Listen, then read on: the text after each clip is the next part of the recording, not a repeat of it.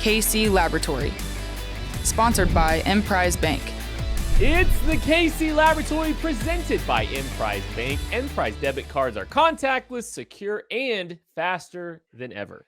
So fast, they're giving the cheetah a run for his money. Emprise Bank, member FDIC. So appreciative of them and what they have done. They've been our partner in Possible, and we really cannot do what we're doing without them. So thank you to Emprise Bank. And thank you to my dear pals for joining me here to preview the Monday Night Football game against the New York Giants. And here to help me, first find him on Twitter at Chief in Carolina, Matty Lane. Hello, what's good?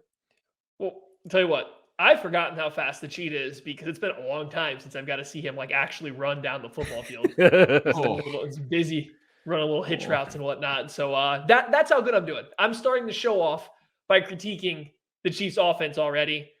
So that's where I'm at right now, Craig. I finally feel like I've been brought down to the level of you having to cover this defense over some trying times. We are on now level playing fields now. So I don't know how you do this. Hold on. It took precisely quantity one game. Correct. One full game. Quantity one. Correct. And Yes. you're done. Buddy, man. You lived through the 3. Bob Sutton era. Come on now. This is... That defense at least did some fun stuff. Name one fun thing this offense just did. Oh, wait, I can't. The end around to Tyreek was kind of cool, where they faked the pitch that Travis Kelce had was pretty sweet. I did love that. My favorite was when he tried to do it later in the game. He was like, "Oop, no, probably shouldn't." They definitely called the first one, and the second one was just him. They're like, well, we're down by 20-some points. Why not? Worked the first time. It did. That's Barley Hop, by the way. Find him on Twitter, Barley Hop Craig Stout. Hi. Don't find me. Don't fight me. Please don't. All right, well, let's go ahead and preview this game. Preview this Monday Night Football game. It's fun. It's a national television game. It's so awesome to get to see the Chiefs showcase their skills and abilities as one of the premier teams in the National Football League, right? Against the Giants, another one of the premier football teams in the National Football League. It's going to be That's awesome. what we couldn't make it through. One of the teams is coming off a win. Wow, we are snarky and cynical, but we're hoping. Let's do this. Let's break this down. Let's break this game down because we still have some takes to get off, and we break down both sides of the football, offense and defense, and we'll start with the offense. Normally, we start with the offense because it's the most important, but now we just got to start with the offense because we got a lot to cover here. And I think it starts with this, man. You got to make Patrick Mahomes comfortable, something you haven't seen really recently. Hopefully, you can get back into that mode a little bit, that rhythm. Help him gain a little bit of comfort here. Kent, you like to pride yourself on reading the teleprompter, and you skipped over my first point of let's just break down the Manning cast. So, let's focus on the good. The Manning cast, I believe, is coming back for this game. No, I'm kidding. We will. It is back. I'm not kidding about that. But we will talk about the Chiefs' offense now. Finally, yeah, Patrick Mahomes does not look comfortable. I think there's a lot of issues, and I've kind of written about it this week on the KC Sports Network Substack. You can go over there, read some stuff, find out what we think's going on with the offense a little bit. But it's clear that Mahomes isn't playing well. The offense isn't clicking. You can point your finger to a bunch of different things, but the big thing that keeps jumping out to me is just there's not meshing of styles between the offensive line, the quarterback play, and what the coaches are asking everybody to do. And it just makes everybody look like they're playing a little uptight. Nobody's playing with confidence. And that starts with Patrick Mahomes. Just look at his feet in the pocket. Anytime he's having to work through his progressions from his first read to his second read. And then after that second read, his feet just kind of fall apart. They get out from underneath him. He starts kind of getting the Patton and Alex Smith happy feet that everybody complained about for years, where they just start pit-pattering all around. And he just never looks comfortable. So you got to find a way to get him comfortable again. I don't know if that means less RPOs, so he's getting more reps in with his footwork, stepping, dropping back, hitting the back of his drop, and stepping forward as he reads through his progressions. I don't know if that's getting him out, rolling him out, like design rollouts more often. Whatever it is, you got to find a way to get him more comfortable behind the line of scrimmage, because right now, no matter what play is called, no matter if someone's open or not, I just don't think that he's operating comfortably. Not that can't be good. He's just not comfortable behind this offensive line for whatever reason.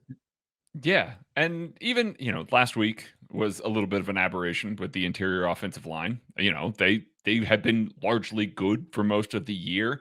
The tackles have had some up and down games, but they've held their own against pretty good pass rushes up until last week. Now, granted, Harold Landry is a monster this year. He really is a monster this year. And He a bad has really matchup. shown out. It's a Yeah, bad that was matchup for a them. bad matchup. Guess what? It's kind of another bad matchup.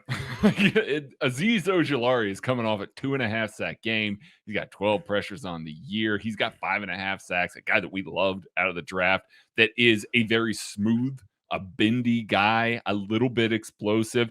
They got Quincy Roche, a guy that also is explosive coming off the edge. And then they got some power guys. You know, they got Lorenzo Carter. O'Shane Zimenez is a big, long guy as well. They got good pass rushers on the outside. Dexter Lawrence on the interior. Leonard Williams on the interior. This is another good defensive line that could give these tackles, could give the interior offensive line a little bit of trouble again. So you got to get Patrick Mahomes in his safe zone, at least, because I do feel like he's going to feel some pressure this game. And we've seen it before, and we've seen him handle it before. You've got to get him in his comfort zone with the play calling, with what's being run on the field, where people are on the field, whatever the case may be, because I do feel like there's going to be some pressure in his face again this week. He can't look like he did against the Titans. You can't have him dealing with everything on top of the fact that he had pass rushers in his face for a large majority of the game through his fault or the offensive line's fault. No, for sure. And it's gonna take a lot of things, I think, to get Mahomes entirely back on track. But I think that doesn't mean that none of them or all of them can't happen in some small capacity this game. I mean, I think there's probably some moments of honesty, that you've seen from Patrick Mahomes in some of the press conferences and some of that stuff. I think he kind of knows a lot of the little issues here and there. Like, he's not stupid. He's the one experiencing it all. And so he knows that maybe some of the mental barriers at times that he's probably got to overcome. Maybe not necessarily just in rhythm, but stepping into the pocket. He's got to feel, relatively comfortable with the firmness of the interior of that pocket. Because I think for the majority of the season, there's been places for him to step up. And so even some of the stuff like that, I think, and even, you saw him, he made some great plays jumping out of the pocket by stepping up and then out, against Washington 2 weeks ago. And so I think it's a combination of a bunch of little things and a level of confidence and a level of trust he probably just needs to put at some point. It's got to be enough is enough with, pocket integrity at some point too. He's got to just trust what's happening there. Oh, go, Maddie.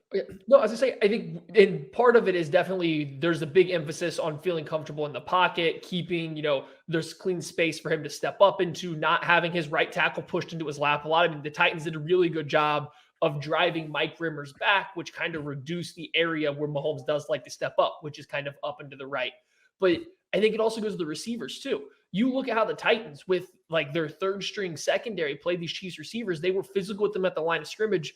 You didn't get Chiefs receivers opening up quickly. I know people are sending out like screenshots of running backs or tight ends crossing the field, but they're doing it late in the play. Like, these guys were not uncovering early.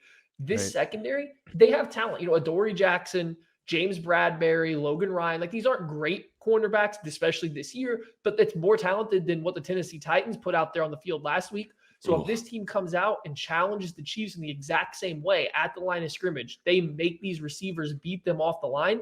How do you get them open at a time that Mahomes is comfortable throwing the ball, to where he doesn't feel like he's just sitting back there having to hold it and having to wait for Travis Kelce and nobody else to ever uncover? That's part of it too. You have to make him feel comfortable releasing the ball at an earlier time and not just having to hold on to it until Demarcus Robinson makes like his fourth move on the play to finally break open. Well, teams have been able to kind of put a lid on this offense to this point in the year in a lot of different ways. This from PFF Sam Munson. Chiefs rank in explosive pass play rate over the last few years. First in explosive pass plays in 2018, 7th in 2019, second last year in 2020, 27th this year. Explosive plays have to start kind of being part of this identity and this DNA of this football team. They haven't really been able to generate, and teams are hell-bent on eliminating them. And honestly, you've seen it kind of disrupt some things here schematically and from the patience level of this offense, I think. And so, they've got to try to find a way to get that back, get that going again. And it's got to start soon, and it's got to sustain itself for the remainder of the year if this team wants to do anything this year. Well, and it's got to start by them trying to make explosive plays. It really feels like there isn't an emphasis on that right now. I understand that teams are playing too high. And I know there's like jokes going around that the Chiefs are just trying to push the ball vertically. But if you watch their route combinations, combinations is a loose word. If you watch the routes that they are running, it's not vertical stuff that often. Yes, they will run off some safeties. Yes, guys, Tyreek Hill and McCall Hardman are running vertical routes from time to time, but it's not like they're just throwing 4 verticals every single play like it seemed like they did back in 2018. By the way, they had a lot of success doing that versus 2 high safeties in 2018 as well. So you have to start by actually taking your shots. You have to pick them. The Titans, they just threw up 4 vertical 9 routes on the outside up the boundary against 2 high safety looks from the Chiefs. I believe maybe one of them was where it's a single high, but they threw it to AJ Brown 3 times on these deep routes. They threw one to Julio Jones. Like, there's like, okay, let's give my wide receiver a chance to go win downfield. And guess what? It worked half the time, maybe higher than half the time. I don't even remember this point in time, but it was working. You got a catch over Snead. You got a touchdown. You had a deep defensive pass interference, I believe. So like, they were letting their receivers go make plays downfield. It doesn't feel like the Chiefs do that. They don't allow their vertical players to make plays downfield. It's either they're wide open and then they catch a long pass, or they check it down and go somewhere else with it. So like, not only do they need to start calling up plays to split these safeties, attack the middle of the field, when you get one-on-one outside and you're going to have the safety occupied over the middle with a second vertical route, give that one-on-one opportunity on the outside a chance. Just let it happen just to back up these defenders once in a while. Yeah, the Giants like to play soft coverage. They don't allow a ton of explosive plays. They have allowed some throughout the year, but they like to give a lot of cushion underneath, and they like to keep, 2 high safeties over the top on a lot of, later downs. They are down Jabril Peppers, who got hurt this past week, a guy that was a little bit of a back-end guy for them. He's notorious for playing 40 yards off the line of scrimmage under, Greg Williams. under Greg Williams, but he's actually had a pretty good transition over to the Giants. He's been pretty good for them. That's a bigger loss than I think most realize, because he helped erase some stuff over the top with his speed. Now all of a sudden he's not there. Who knows who's going to fill in? There's some depth charts that say Julian Love is a guy that's going to play over the top there. Not a guy that's going to be the same athlete, give you the same profile over the top. So I wonder if the Chiefs are going to see even more soft coverage with some of the corners up top. I agree. They need explosive plays and maybe work underneath until you get the defense to come up. I have a feeling that they're going to purposefully put the biggest shell that they possibly can on top of this and then not blitz. We've seen teams not blitz. The Chiefs are excellent at creating explosive plays when they're facing a blitz. Teams just aren't blitzing the Chiefs anymore. They just aren't, because they know that they can get beat that way. The Giants are about middle of the pack in blitzing.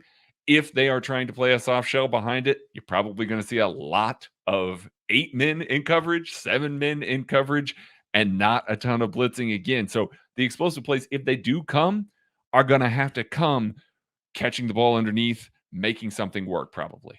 I was going to say, and I think this team has really been hoping to get Tyreek Hill on some of those run-throughs that you saw were part of the explosive offense in 2018 when Patrick Mahomes first got here. Think about the big first, that RPO slant that they popped and Tyreek Hill ran through. I think especially with some of the angles that they've tried to get with some of those slants, because they've really kind of had some variations to some of their slant angles this year. And I think they've been trying to, they've had some, small little adjustments there, almost like a glance route at times, trying to get run throughs, the defense, quick hitter run throughs, from that, from the quick game. I think that, and we were talking about this in the DMs a little bit today. I don't think there's anything that is going to keep any team moving forward out of that soft shell. I think it doesn't matter how successful you are. I think a lot of teams are just gonna maintain and live with that. They're not gonna adjust. They're gonna just live with the realities, because one, the Chiefs haven't really shown the ability to consistently drive game to game, half to half. They've turned the ball over a lot, and so you're giving us offense a ton more chances to turn the ball over. And the alternative is you've seen what this team can do down the field. So I think the Chiefs are just gonna have to really figure this out. Figure this, this long sustained drive thing out pretty quickly, and they're going to have to do it for the rest of the year. And there's not going to be much of anything that's going to change team's identity, even if the Chiefs start eating into it. I don't think all of a sudden the run game starts working well. All of a sudden now you're going to start adding more into the bat and adding more math to the box. No, I don't think so. I think you're just going to live with a lot of these things and just, and force them to be uber efficient and not turn the ball over in the red zone, which happens all the time. So before this fine program started, me and Craig were quoting one of the greatest movies, and I genuinely think the most underrated movie of the 90s. And Maddie wasn't born in the 90s, so he didn't know what movie this was. It's the wonderful Tom Hanks written, directed, and starred in movie That Thing You Do. And there's a very, very wonderful line in that movie. Tom Hanks is talking to the band, the fictitious 60s band, and they're about to go on stage, and he just says something pretty simple. He says, "It's very important you do not stink today." Look, this team is, and that was make no Movie Talk guarantees with Kit Swanson.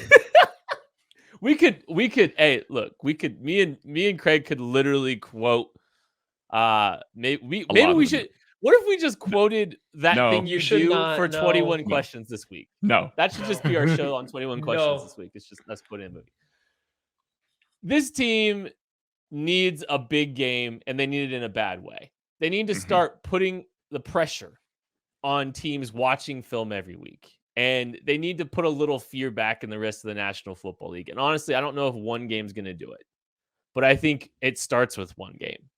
And this is the game it has to start with, because they're running out of time. They're running out of opportunities. They got a big, tough stretch coming pretty quick here. They can't stink tomorrow or a Monday. They can't. They need a big performance. They need to get right on track immediately for a variety of reasons. Yeah. Is that where we're going with that? That's it? I'm teeing you up, Maddie. It's very important you don't stink today. It's very important that they do not stink today or on Monday. So, don't stink on Friday or Thursday or Monday. Just don't stink at all. It is important. Yes, I do think the Chiefs do need to get back on track at some point in time. I guess doing it against the Giants is as good of a time as any. You want to play good against the Giants, but you got to be able to carry that momentum into other games. But we thought that the second half of the Washington football team was a start, and then it wasn't. So, I don't need to see them not stink versus the Giants just to come out and lay an egg the very next week. Again, that does nothing for the prospect going forward. So it's going to be hard no matter what at the end of this game, no matter what the offense does. It's going to be really hard to sit here and on Tuesday morning and say they figured it out. They know what they're doing now. It's just going to be a let's wait and see, because we've seen the same issues all year kind of creep up. And even if you get a good performance that pushes them back down, it's still going to be there in the back of your mind. And I don't think anything they can do against the Giants is going to change that in my mind, unless they do what point two is and they create explosive plays. I don't need to see them come out there and move the ball on 18 play drives up and down the field like they did against the Eagles, throwing 3-yard passes. It's awesome. It's super efficient. It's fun to watch as a fan, but I don't think that changes their perspective of the rest of the year, just because I don't think this team is going to win the Super Bowl. I don't think they're going to compete against playoff teams that way. They have to learn how to be the Chiefs offense that has made themselves feared around the league. And that's pushing the ball downfield. That's finding ways to attack space horizontally and vertically, not just take a bunch of 5-7 yard completions, there is a purpose for it. It does good, but that won't change my mind on what the team's going to be, especially against the Giants. Yeah, one of our fearless followers in the Discord pointed out how fortunate the Chiefs schedule is for the fan base here, that we get an NFC East team to get our hopes up, and then we turn around and just get smashed by the Bills, and then get an NFC East team, and then turn around and get smashed by the Titans. Got an NFC East team, got the Packers waiting next week. So, I mean, let's see. You got to carry the momentum. You got to play well. I want to see a lot of positive, not just a little. I don't want to see a half of positive. I want to see a complete game. Or as close to a complete game as this team possibly can play at this point, because you need some serious mojo going into this Packers game. There's a lot of focus on that. The Chiefs have to start winning games. Their margin for error is so slim from here on out, because they have one of the hardest schedules left in the NFL. From a win-loss perspective, they have the number 1 hardest schedule left in the NFL. They are behind the 8 ball. They got to start winning. You got to start stringing games together. You got to start stealing some wins against these teams that we see as good teams. You can't just keep dropping games against good teams, turning around, beating up on bad teams. You're not the Matthew Stafford Lions. You are the Kansas City Chiefs. You need to turn around and start beating good teams again. But handle the bad ones, get your mojo right so you can turn around and build off of a performance. If you want your mojo right when you're going to propose to your significant other, you should check out Ruback Fine Jewelry. They will get you the right ring at a price that will fit your budget. I love talking about these people. They've been so great. And I can tell you it's genuine when we say it's a no hassle experience when you go and you meet with Hal, the owner of Ruback Fine Jewelry. He doesn't put a ton of pressure on you. He's going to help you stay within your budget. It's it's going to be a pretty stress-free environment. They're going to give you a custom ring experience. You're going to get to, you really will get to customize, and he'll make it all make sense. He'll make it all make sense within your budget. You'll find something that that you'll be happy with, and that your significant other will be happy with as well. So here's what I want you to do. I want you to go to ruback.co, set an appointment with Hal. You won't regret it. I promise you. They're wonderful. And we've been really fortunate to partner with them the last couple of years. So ruback.co, there's no M, set an appointment with Hal, custom ring buying experience. Trust me. Players to watch on offense. What you got here, Maddie? Jumping to me again. I like it when you skip Craig to come to me for these. I'm going to go with Orlando Brown. I think that he clearly needs a little bit of a rebound game after the performance he put up against Tennessee Titans. The unfortunate thing, and I think Craig kind of alluded to it, if the New York Giants are a smart defensive coaching staff, they're going to put Aziz Ogilari out there over Orlando Brown, and they'll just line him up wide and tell him to rush deep. That's where Aziz Ogilari not finally, but he had his best game of the year last week, and they were pushing him a little bit farther outside. They were lining him up a little bit wider. That's clearly where Orlando Brown's going to struggle the most. So what's that look like? What is Brown's adjustment? What are the coaching points to get him to be a little bit better for Patrick Mahomes? How does Mahomes deal with that same kind of deep pressure coming off that edge? So I think this moment right here, from here on out, if Orlando Brown wants to get a big paycheck and stay at left tackle in the NFL, he's kind of going to turn it around. It has not been a good first 7 weeks. This is where he's got to start turning around if he wants to be paid. My guy to watch is Tyreek Hill. I just mentioned that the Chiefs are probably going to see a lot of soft coverage, a lot of space underneath. Tyreek Hill, as good of as a go ball, as a speed receiver he is, he's also ridiculously good as an underneath route runner. He can take a slant and take it to the house. If he catches the ball, please catch the ball this week. So I expect the Chiefs are going to use Tyreek Hill on a lot of slants underneath, try and convert, try and pick up some 8, 10, 12 chunk yardage early in the game, get things going to the point where you can then set some stuff up after that. Get McCole Hardman, get Demarcus Robinson on some of those deep overs and get the safeties starting to get comfortable, spinning down, trying to get into that high hole, and then have Tyreek Hill hit like a sluggo and get over the top, get an explosive play on this team that wants to give space, wants to keep the shell over the top. I think there are ways to set it up, but I think you've got to capitalize on it early, and he's got to catch those slants. He's got to be good underneath to help set some of that stuff up. Another guy who needs to be good is McCole Hardman.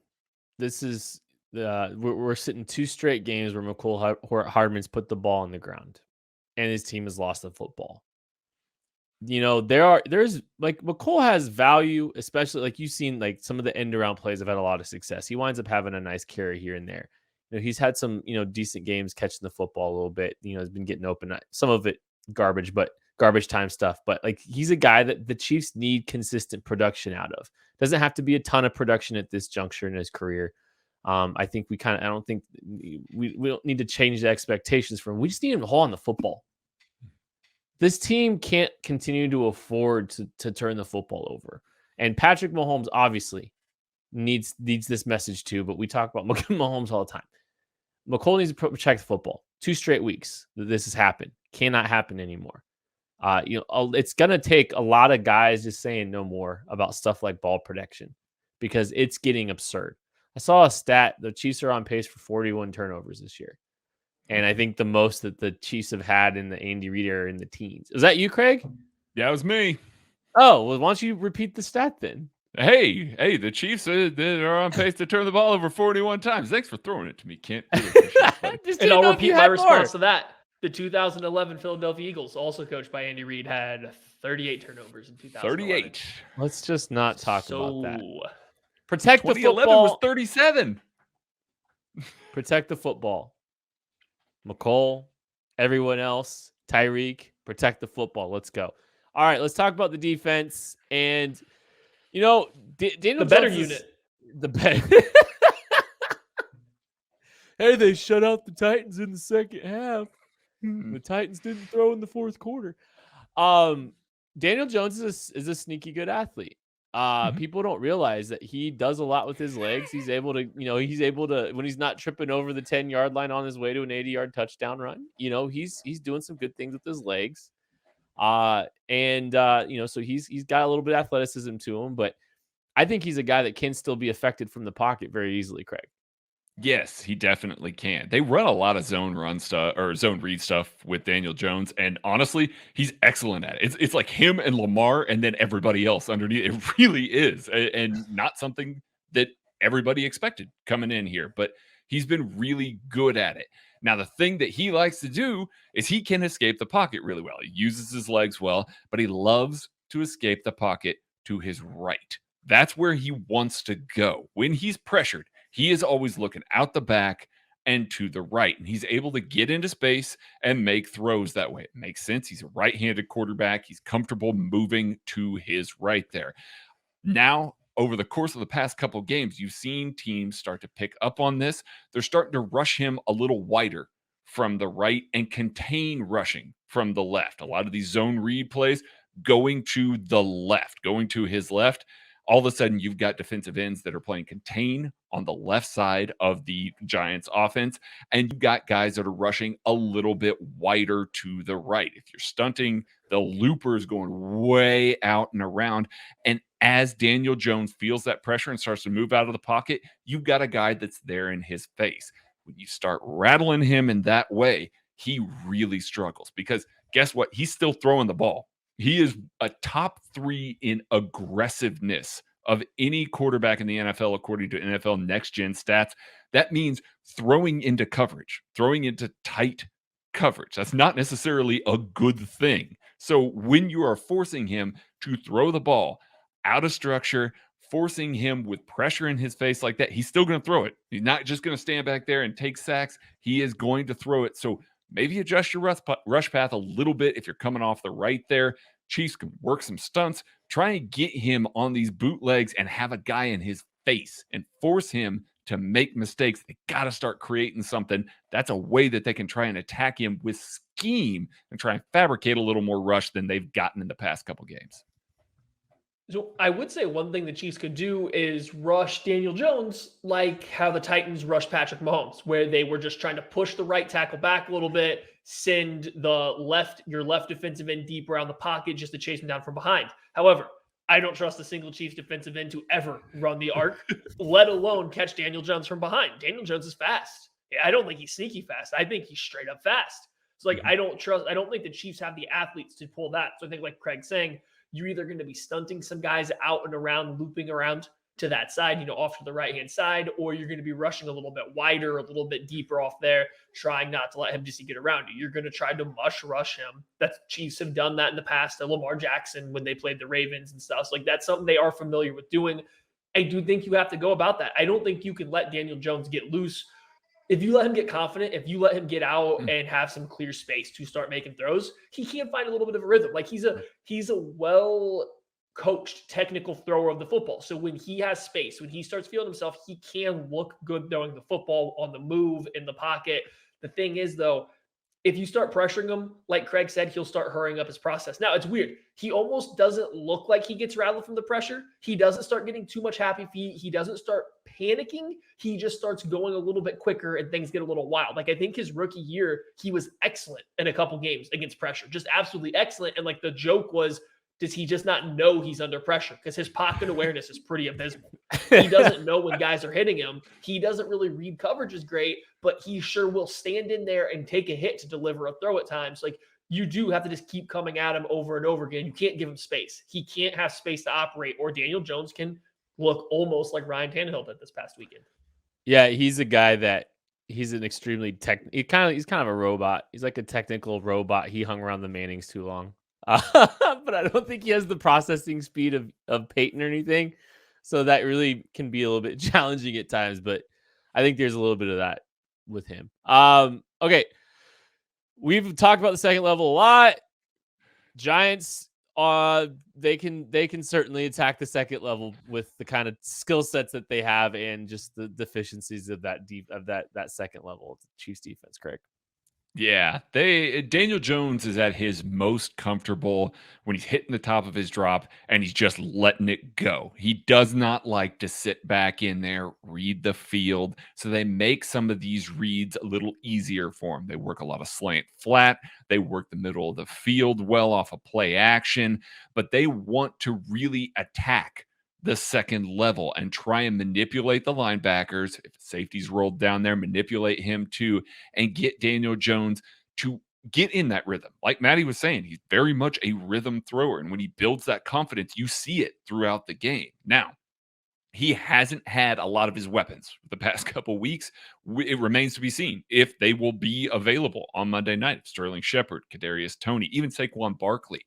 If all of those guys are going to be available, and Kenny Golladay, those are big weapons for him. But even in those scenarios, a lot of the passes that Daniel Jones likes to throw are middle of the field and then out to the flat. And if it's out to the flat, you're going to have your cornerback sitting a little more, creating that space in the middle of the field. And they take advantage of that when they're able to do that. Now, it gets to the point where Daniel Jones, like Matty said, not awesome at reading coverage, will miss safeties rotating into the hole, will miss guys that are kind of lurking.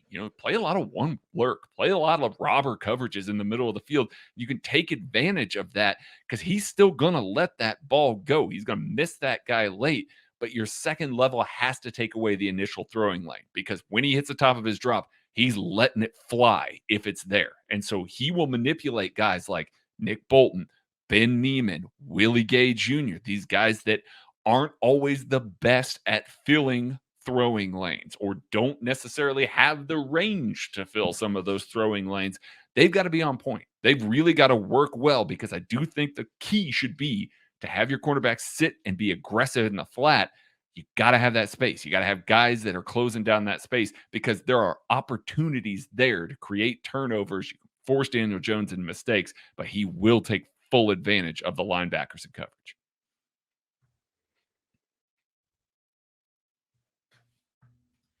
And that's just it with Daniel Jones. That ball's going to come out when he hits the top of his drop. He's looking over the middle of the field first. That's where his comfort zone is. That's where he's trying to sling the ball into. And similar to if he has space in the pocket, if there's space over the middle of the field, he's really good at finding it.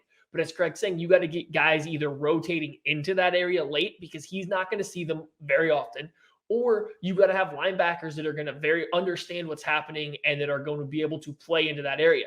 That was one of the big issues, I think, to start the Titans game. I don't want to say that any of the linebackers in particular were playing poorly, but the depth of their coverage drops was abysmal.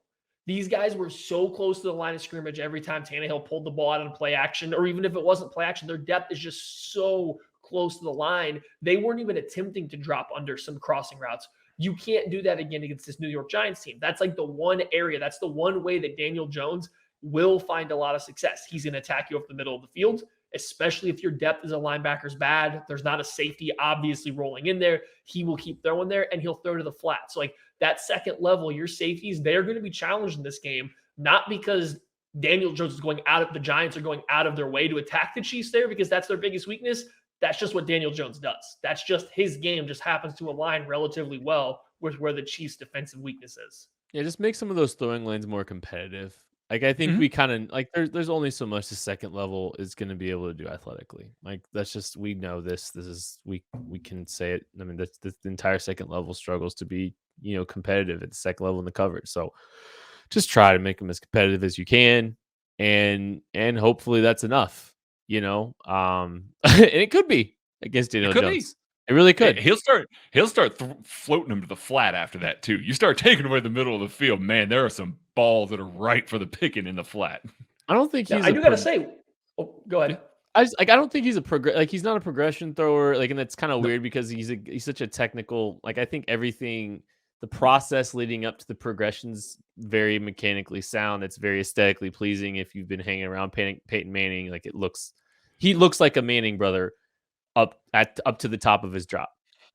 Seriously, I Yeah, no, mean he does, and the he absolutely processing does. just slows down. It's That's just what it is, the processing. Mhm. once if you get him, the farther you get into the progression with him, the worse off he gets. And so, I think that's going to be crucial for this team. So making those passing lanes competitive. We talk about these tight window throws. Make those windows tight, but also if he's thinking too much and that passing lane's competitive enough, maybe he's working down. And so I think that's really valuable in this kind of game, especially as they're One trying more to get. thing. Oh yeah, one more thing that relates to Daniel Jones. Hopefully, or not hopefully, but if Jason Garrett decides to change up a little bit of their traditional game plan, I'm interested to see if they do challenge the Chiefs cornerbacks, isolated in these one-on-one windows on the outside. We're coming off a couple weeks now of teams having a lot of success doing just that versus these Chiefs corners.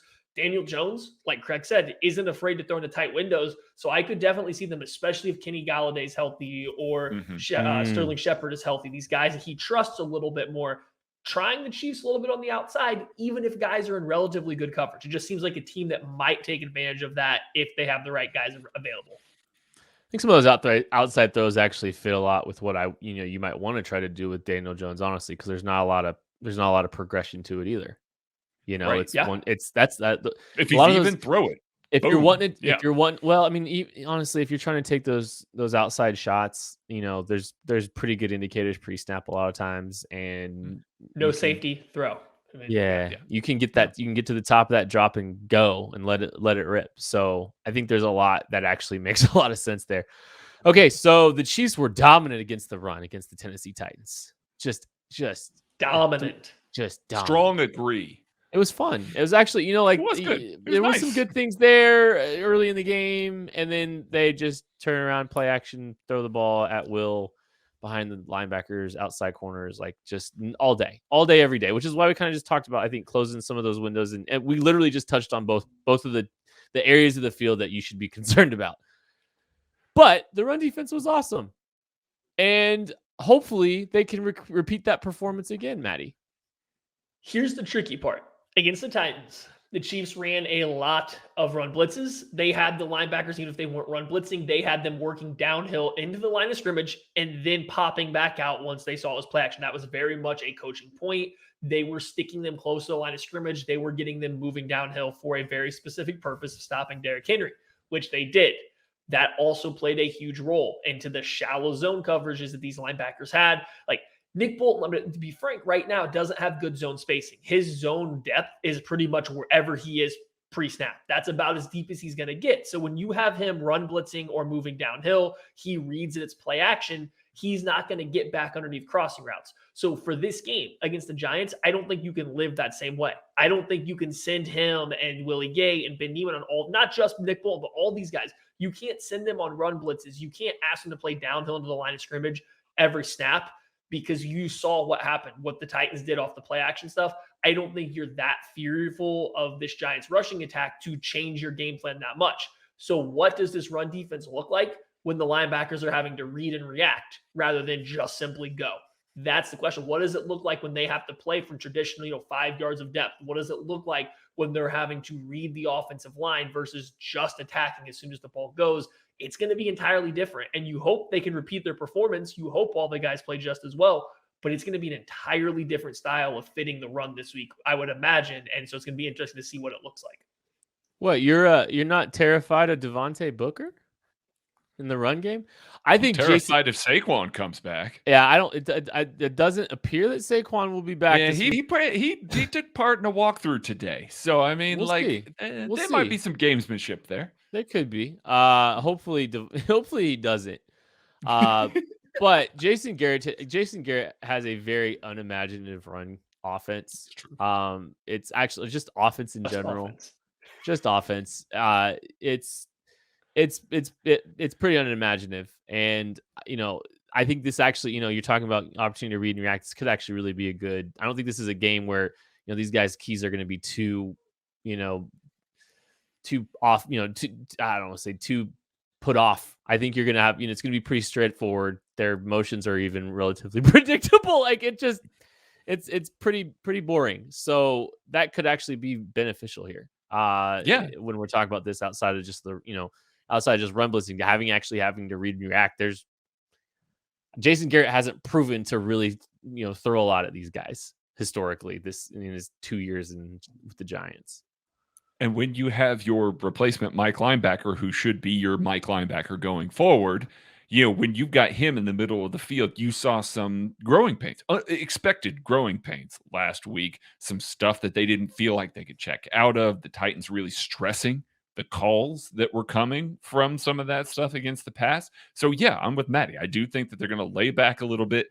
I want to see Nick Bolton still be able to attack gaps the same way that he was before. Now, that doesn't mean that he's run blitzing, that he's moving downhill before the snap, but he looked so much more comfortable reading from the mic, setting the fronts, knowing the gap that he could attack and knowing where he could be off of the shoulder of his defensive line. That was the part that I was most impressed by Nick Bolton. It wasn't just that he was stepping into the hole and that he was hitting Derrick Henry. That was all great. But it was the way that he was reading the departure of the defensive lineman, reading what the block was on his way downhill. You want to see more of that. You want to see more of that from a standstill going forward, because if he can do that repeatedly, that's exactly what you need against the run, especially against a team like this, because you can stay at that zone depth. You can gain a little more, take away those crossers a little bit better than they are, and you're still able to get downhill, make the stop, be a good player. I think that this is the opportunity here. If he shows it back-to-back weeks here, all of a sudden, that's what you hang your future on. That's your future Mike. That's the guy going forward. And he deserves to hold that spot, just like our good pals at Macadoodles deserve to hold a spot in Kansas City or wherever your neck of the woods is. If you're a franchisee, you need to get a hold of info@macadoodles.com.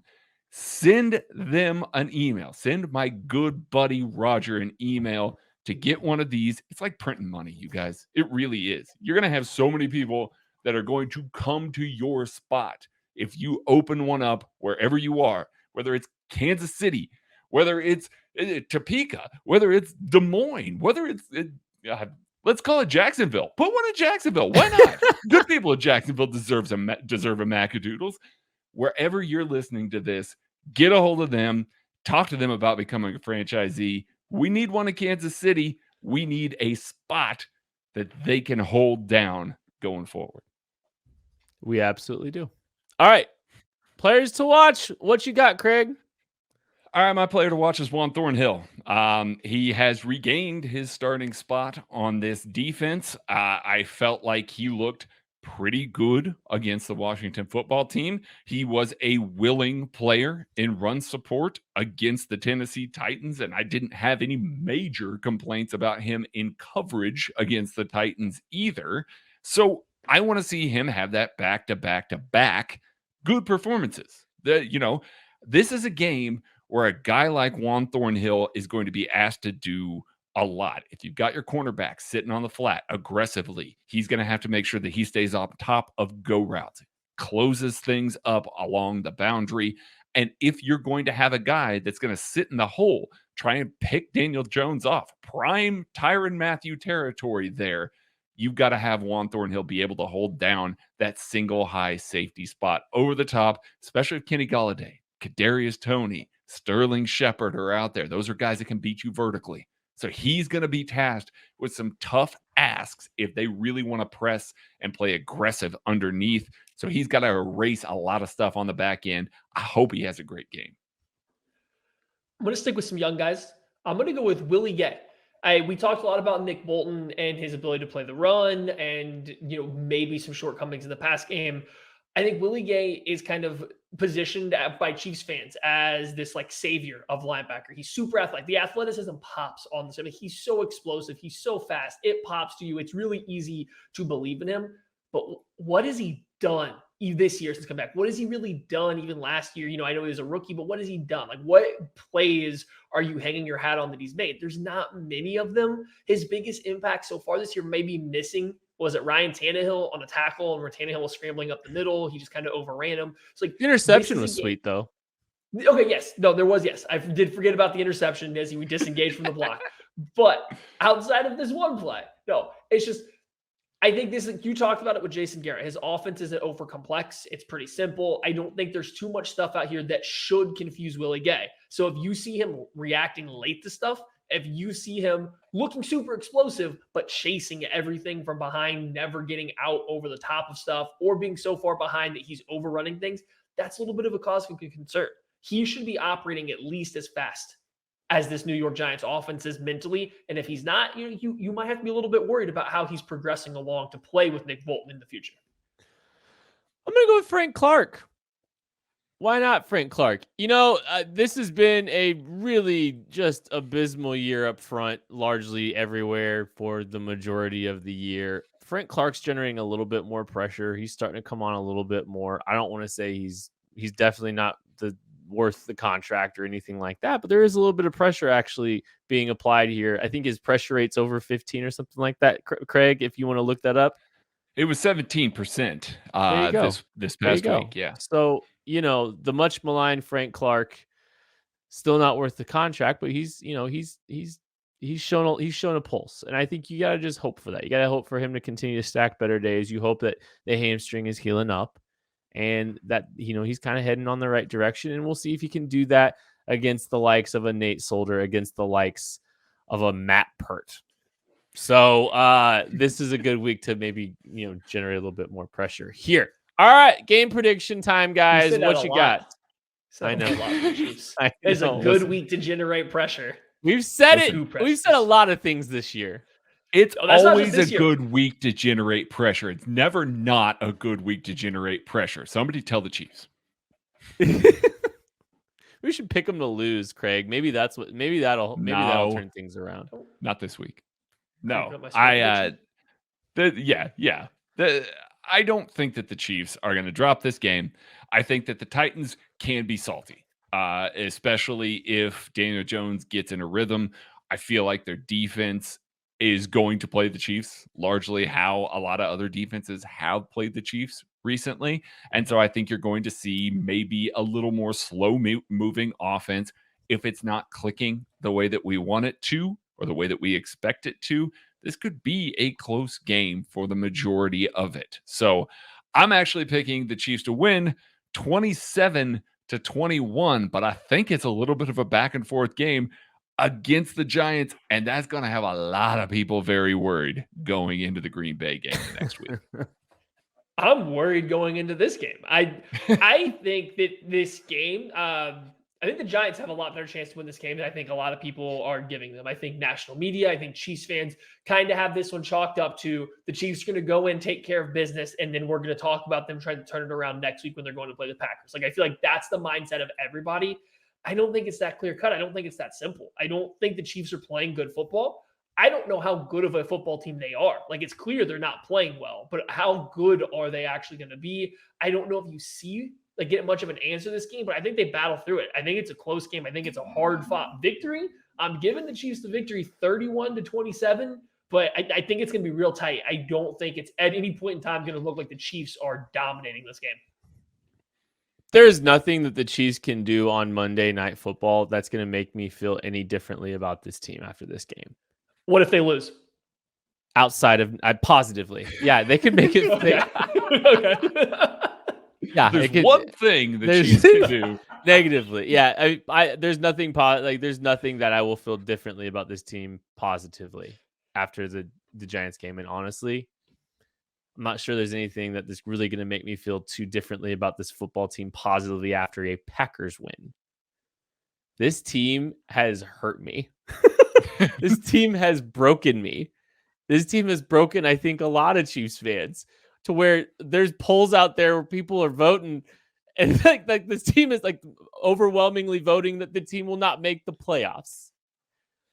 Look, we are not that far removed from this team waxing the best AFC the best AFC contender in the AFC Championship game last year. This was in the same calendar year.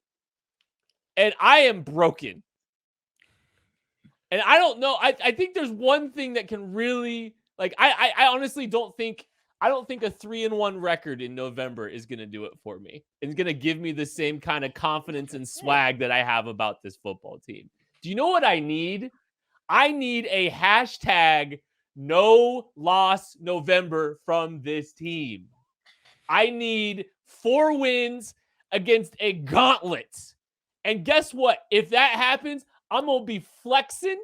I'm going to be puffing my chest out. I will be saying Patrick LaVon Mahomes up and down. I will have zero doubts. I will be betting on Super Bowl odds if they go out and they take care of business for the whole month. But that's what I need right now. I need an entire month of this. I need 4 wins against the Giants, home against the Packers, on the road against the Raiders, and then against the Cowboys. I need 4, and I'm back. 3 ain't going to do it. I'll be looking at mock drafts with 3. I need 4. Hashtag no loss November can't start without a win. I predict a win against the New York Giants on Monday Night Football. And hopefully it's the start of a stretch against a very good group of teams that gets our swag back here in Kansas City. Because it is a lot more fun when we act like we have the best player in the world. And right now, we have no reason to feel that right now. 35-21, Kansas City Chiefs win. Hopefully it's 1 of 4 in a hashtag no loss November. That is going to do it for the KC Laboratory Game Preview Edition. Thank you so much for listening, watching, wherever you're consuming this. We appreciate you. We'll catch you later. Leaders lead.